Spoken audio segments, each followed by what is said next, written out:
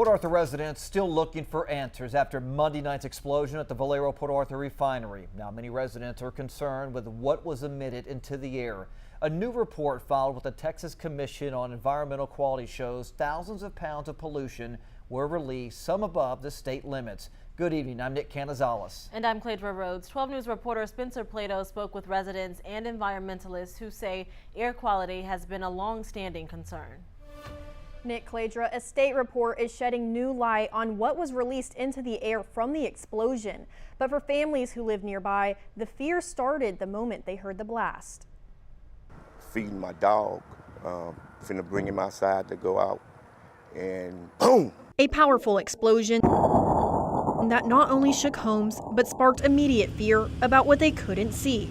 First thing I thought about, some gas that's can knock you out, kill you right then on the spot. A report filed with the state shows the incident was more than just a fire.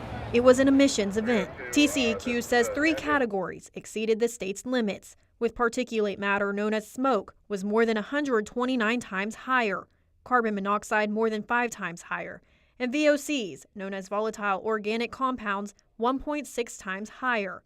Pollutants that can impact breathing, heart health, and overall safety. Your nose may pick it up, you can't see it, but now it's in your lungs. And what it does is it changes gases in your lungs between oxygen and carbon dioxide, and in that exchange goes directly into your bloodstream where it affects your body and your various organs as your body transports oxygen throughout itself.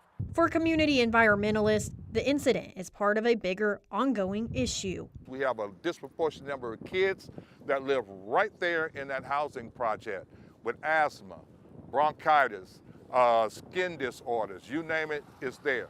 There's a large number of people that have died from cancer, not only in this community, but other communities. Valero says the response was immediate and that the air quality was closely monitored. In a statement, the company says in part, the shelter in place remained in effect until there was no air quality threat. Air monitoring from Valero, the Port Arthur Fire Department, and TCEQ shows no concerns.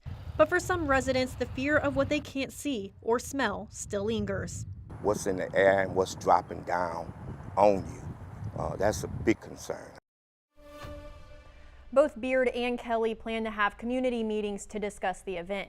Port Arthur Community Action Network will meet Saturday from 10 a.m. to 2 p.m. at the Hampton Inn and Suites on Memorial Boulevard. And Kelly is hosting a meeting on April 15th. In studio, Spencer Plato, 12 News.